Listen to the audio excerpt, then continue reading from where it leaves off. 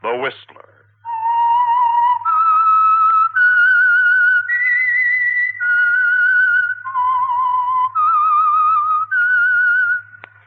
Presented by the United States Air Forces in Europe. I am the Whistler, and I know many things, for I walk by night. I know many strange tales, hidden in the hearts of men and women who have stepped into the shadows. Yes, I know the nameless terrors of which they dare not speak. The Whistler's Strange Story, That Cutlerville Affair.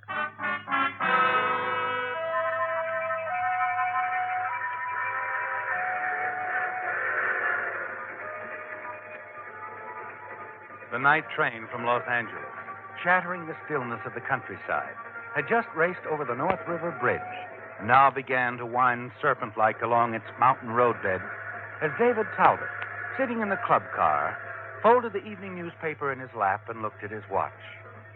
Then he leaned back in his chair and sighed a happy, contented sigh. Suddenly he tensed and stared as a slender, attractive blonde and her male companion entered the car. Quickly, he picked up the newspaper again to shield his face. But he was too late. Dave! Well, Dave Talbot, of all people. Oh, Nora. Well, this is a surprise. Well, imagine running into you again after all these years. How are you, Dave? Oh, just fine, Nora, fine. Still looking as handsome as ever. You hadn't expected ever to see Nora again, had you, David? But now that you have, it's brought back a flood of memories. Unpleasant memories. Yes, your past has caught up with you, hasn't it? And you're disturbed, uneasy. Hardly listen to her as she goes on chatting about the good old days when the two of you worked for Skelly's detective agency. Remember the time, Dave, that Skelly put us on the Cosgrove case? Cosgrove? You know, the old gentleman looking for his daughter. Surely you remember. Oh, yeah. He was a funny little guy, Frankie, but loaded with dough. That's so? Mm-hmm. Well, he and a partner had gone into some sort of business. Do you remember what it was, Dave? No, not exactly. He had his fingers in several different things. Anyway, Frankie, he came back with around $200,000. Wanted to find his daughter so he could leave the money to her when he passed on. Oh, lucky gal. Maybe she wasn't. You see, we never did find her. Did we, Dave? No, we didn't. Too bad. Let me see. Anne Cosgrove would be about 25 or 26 by now. That was her name, wasn't it, David? Anne? Yeah, that's right, Anne. Look, you two, I'm sorry to have to break away, but my stop is coming up. So, Nora, Frankie, I guess I'll say goodbye. Oh, not goodbye, Dave. We'll all see one another again, won't we?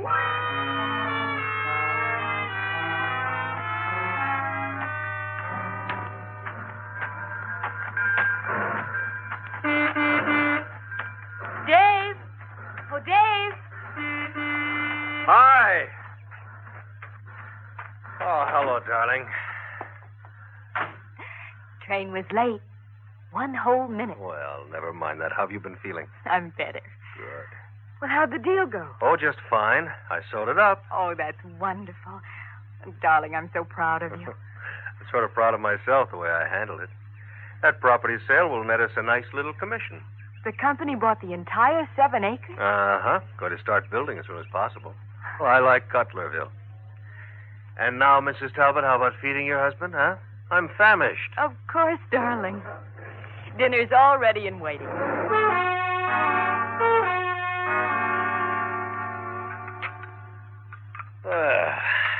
Honey, sure you don't need any help? No. I'll clear the things off the table. You go on in the den and relax. We'll have our coffee in there. Okay. Oh, who could that be? Expecting anyone, darling? Mrs. Chambers, to pick up some sewing I have for her. But she couldn't be this early. See who it is, David. I'll take the dishes into the kitchen. All right. Hello, Dave. Nora. Well, hiya, boy.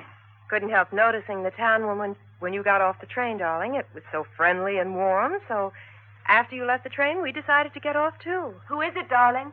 And what a charming little home. Cozy. Yes, real cozy. Yes, sir. Always thought I'd like to settle down in a nest like this someday. White picket fence out in front, roses around the door, the works. Oh, this must be the little woman, eh? Hello. Oh, darling, I'd like you to meet some old friends of mine, Nora and Frank Williams. Hello, Anne. It is Anne, isn't it? Yes, that's right, Mrs. Williams. Make that Nora. And this is Frankie. Well, hiya. As I was telling Dave, we were just passing through. We decided to drop by and say hello.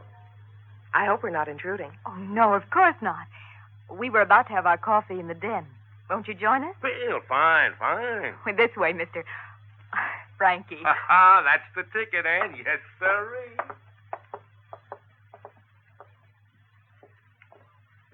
Well, Dave, it looks like my hunch was right. Nora, what's the idea? You always were a pretty good private eye, Dave. Just the way I figured it. You not only found Anne Cosgrove, the missing heiress, but you married her, too.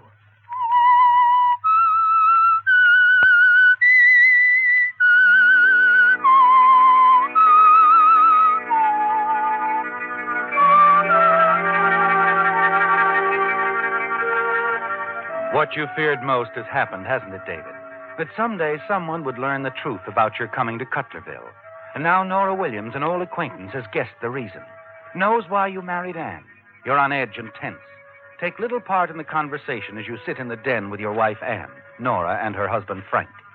Fortunately, Nora says nothing of your past association with Skelly's detective agency, or of your part in the search launched by Anne's father in an effort to locate her. Finally, you breathe a sigh of relief as Frank gets to his feet and glances at his watch. Well, Nora, baby, if we're going to catch the train. Oh, is it that time already? Seems we just got here. Must you rush off so soon? Yeah, afraid so. Gotta be in Farmington by morning. Oh, really, Anne, darling? We'd love to stay, but we can't. Some other time, though. We've so much to chat about. Haven't we, David? Yeah, that's right, Nora. Oh, Dave, you mind if I use your phone and like to call a cab? Oh, don't bother. David will drive you down to the depot. No, wouldn't want to put you out, Dave. No trouble. Now, you three run along. I'm expecting my sewing woman, so I'd better stay here. I've so enjoyed meeting you, Nora. Frank? Thank you, darling. And we've looked forward to the pleasure of meeting you for such a long time. Haven't we, Frank? Yeah, that's right, Nora, baby. We sure have.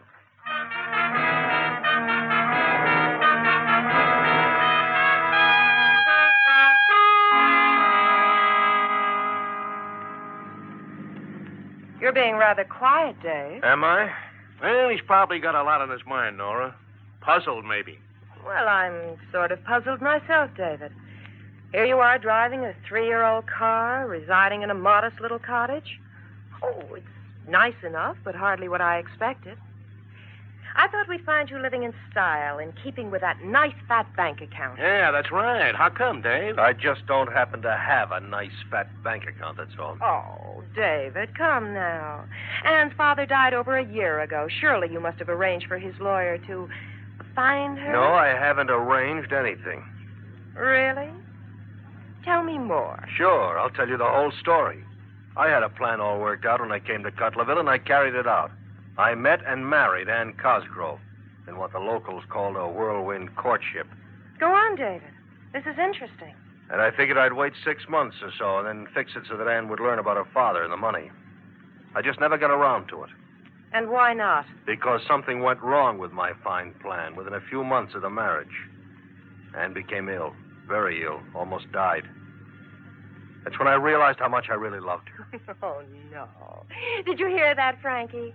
The man is telling us he fell in love with the girl. I don't expect you to believe me, Nora, but it's true. Anne is different from any girl I've ever met. The clinging vine, fragile, the helpless type. They can really get their hooks into a man, can't they, Frankie? Yeah, not like you can, Nora. You're my kind. Oh, thank you, darling. Go on, David. Tell us more. I'm afraid there's nothing more to tell. Now, here's the depot. If you people are going to catch a train. Oh, we've got a few minutes yet. Go on, David. Tell us how you began to feel like a heel about the whole thing. Marrying the little doll for her money. I felt exactly like a heel. So Nora. You've done nothing about the inheritance, eh? Just tossed it out the window. All for love, huh? My. Well, now I've heard everything. You've heard the truth. Every word of it. Would Anne believe you? I think she would. But you're not certain, are you? I wonder how she'd react to that affair in Seattle you were mixed up in a few years ago. Remember, David? The little widow, Marcia Winston? Uh-huh. A skeleton in the lad's family closet, eh? Something I don't know about? The widow and David were engaged to be married, Frankie. They made a charming couple. Dave with his looks and the widow with her money. Now, of course, she had to have money. All Dave's girlfriends have money. Oh, naturally. It made her so attractive to David. And she was so smitten she even went as far as to change her will. Leaving everything to Davy here, eh? Right. Just as David planned. Now, look, Nora. And then a terrible thing happened, Frankie. Before the wedding could take place, the widow accidentally took an overdose of sleeping pills. Died. Oh, so according to plan, Dave? You know I had nothing to do with that, Nora. Well, the courts decided that way, but the newspapers seemed to feel that your acquittal was a travesty on justice. Yeah, got off the hook and got the cash, too, eh? Well, unfortunately, Dave didn't get a cent, Frankie. What? What's that? No, you see, it turned out that the widow had had a change of heart. A week before she died, she changed her will again. But Dave didn't know about that when she accidentally took the overdose of sleeping pills. Did you, Dave? You mean that Davy here didn't collect a single sou? Not one. After all that trouble? My, what a staggering blow. Makes an interesting story, doesn't it, Frankie? Oh, very. That must be our train, baby. Don't want to miss it. Thanks for the lift, Frankie. Yes. Thanks for everything, Dave. Just forget it. I'll be seeing you. Yes. We'll be seeing you again. Real soon.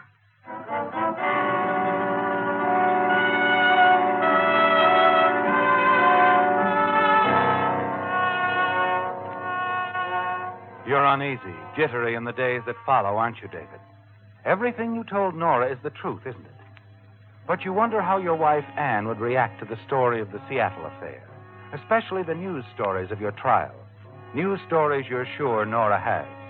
Stories you're certain would shatter Anne's belief in your integrity and sincerity, and shock her so severely the strain might be too great. Fragile and sensitive, Anne's well on the road to recovery now, isn't she? And you don't want anything to interfere. Then, as several weeks go by, and there's no word from Nora, you begin to breathe a lot easier. One afternoon, as you return home from the office, Anne comes down the walk to meet you. Well, hello, darling. I thought I'd close the office up early and... Anne, is something wrong? David, I've just had a visitor. Oh? Mr. Berwin, an attorney representing my father's estate. Your father? You remember I told you I hadn't seen him since I was a child? I didn't know where he was. Yes. Well, Mr. Berwin brought me the news, David. Father's dead. He died last year. Oh, Anne, honey, I'm sorry. I'm very sorry.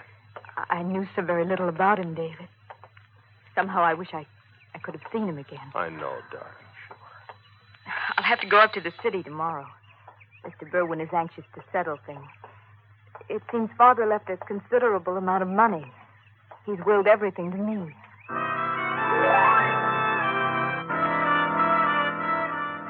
It's all Nora's doing, isn't it, David? Yes. She's told Mr. Berwin of Anne's identity and whereabouts because she's anxious for you to share Anne's inheritance. And you know why. Yes. Nora has plans, hasn't she? Plans to blackmail you because of what she knows. The following day, you and Anne drive up to the lawyer's office in the city. The meeting is brief, the formalities over quickly. And as the two of you leave the office... David, is something wrong? Has it to do with the money? You're a wealthy woman, darling. The money is as much yours as it is mine. No, it isn't, Anne. It's yours. All yours. But, David... When we get back to Cutlerville, I want you to open a separate account at the bank. Darling, that's silly. No, dear, it isn't. But I thought we could invest the money. Anne, listen to me. If you want to invest, why don't you have a talk with Carter down at the bank? Let him handle the matter for you. But, David, I don't understand because why. Because it's your money. I don't want any part of it. David. No, Anne, I'm sorry, but please do as I ask. Won't you? Well, all right. if that's the way you want it.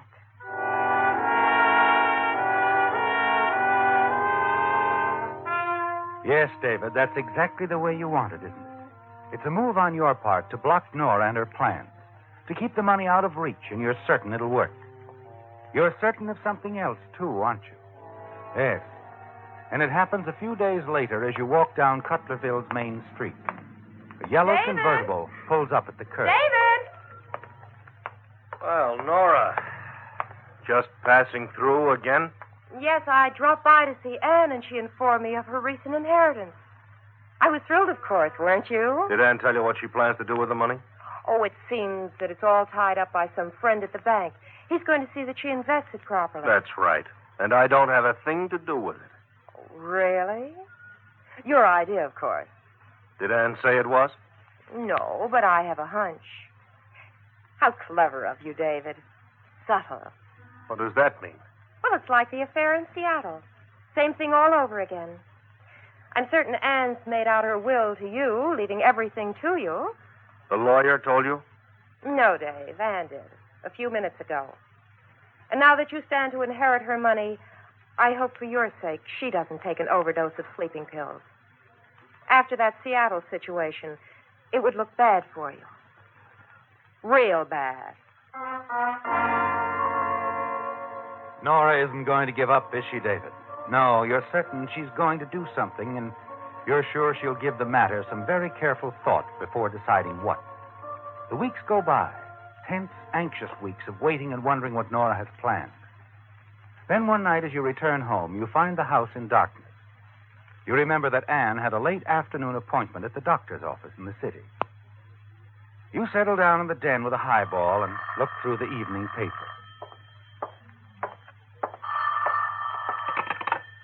Hello. David, this is Sheriff Ames. Oh, yes. What is it, Sheriff? I'm phoning from the hospital, David. There's been an accident. An accident? Yes. It's Anne. You better come right over.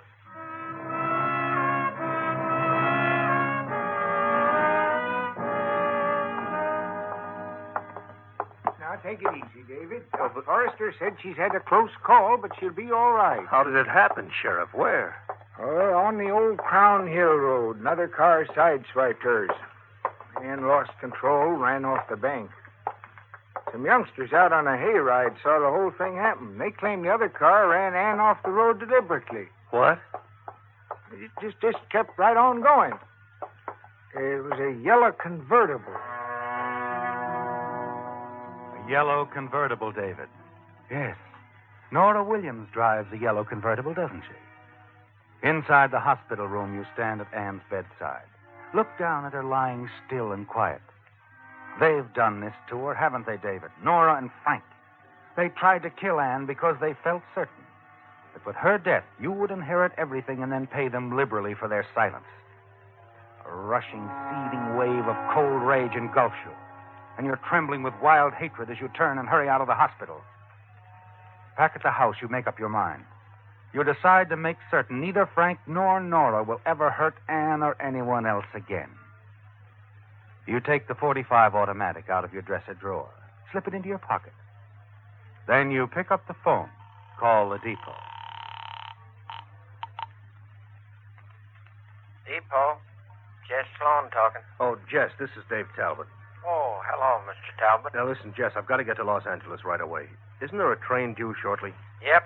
There's one due at 8:20. But it don't stop here unless I flag her down. At 8:20. I can just make it. Just flag it down, will you? Sure thing, Mr. Talbot.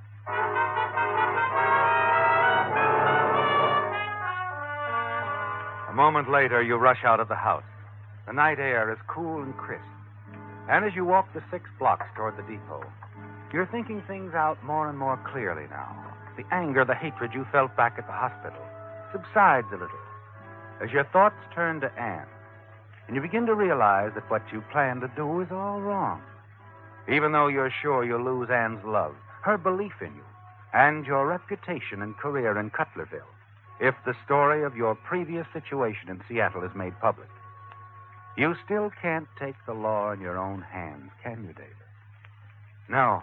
You've got to give Anne the best protection you can, and you're sure that she'll suffer less in the long run from learning all about you And she would if you went into Los Angeles and took care of Nora and Frank in the manner you feel they deserve.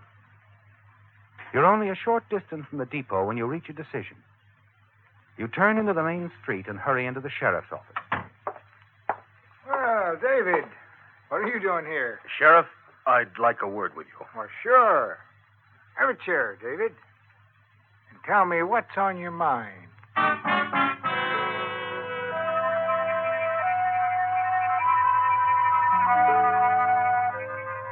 You've made your decision, haven't you, David? Yes, you're going to tell the sheriff everything. Why you came to Cutlerville and married Anne. And you'll explain how later you changed your mind about the money. How Nora Williams forced your hand. How she tried to kill Anne. Yes, David, you've got to tell the whole story, even if it means losing Anne's love. It's a chance you have to take to protect her from any further harm. But before you can tell the sheriff anything, he's interrupted by a rather lengthy phone call. Yeah. Yeah, I understand. Uh-huh. All right, Sergeant. I'll be right over. I'm sorry, Dave. I'm going to have to leave. Something's happened. You remember that yellow convertible I was talking about? Well, yes, of course. Well, he put out a bulletin on the car right after Ann's accident. That was a state trooper I was talking to.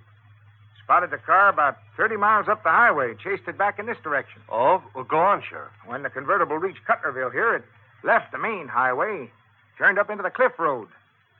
Guess they were really hitting it up. Car skidded on a curve, crashed into the ravine. Oh? Both occupants of the car were killed instantly. Killed? Mm-hmm.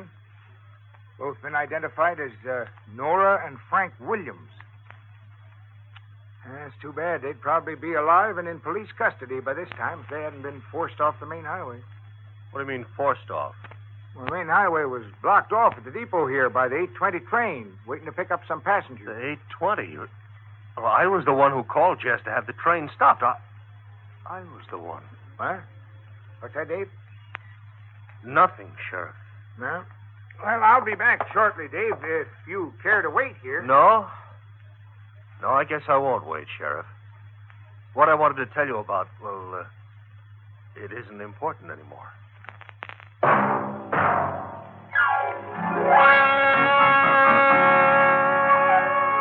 Join us again next week when once again the United States Air Forces in Europe presents The Whistler.